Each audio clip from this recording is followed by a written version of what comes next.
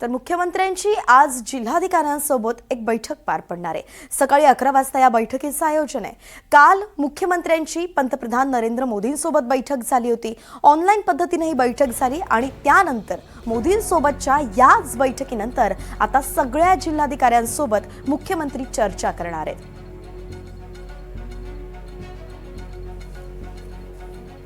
सागर कुलकर्णी आपले प्रतिनिधी आपल्यासोबत जोडले गेलेत। सागर, काय आहे या बैठकीचा हेतू, कुठले मुद्दे महत्त्वाचे आहेत? काल मुख्यमंत्र्यांच्या समवेत पंतप्रधान मोदी यांच्या बैठकी झाल्या होत्या आणि या बैठकीमध्ये राज्यातल्या परिस्थितीचा आढावा घेण्यात आला होता आणि त्यामध्ये पंतप्रधानांनी काही महत्त्वाच्या सूचना केल्या आहेत की त्याच्या ज्या सूचना आहेत त्याची अंमलबजावणीचे अधिकार सर्व जिल्हाधिकाऱ्यांना आहेत। यामुळे राज्यातल्या सर्व जिल्हाधिकाऱ्यांची बैठक ऑनलाईन राज्याचे मुख्यमंत्री देवेंद्र फडणवीस यांनी बोलवली आहे। या बैठकीमध्ये प्रामुख्याने त्या जिल्ह्यामध्ये एलपीजी, सीएनजी, पीएनजी तसंच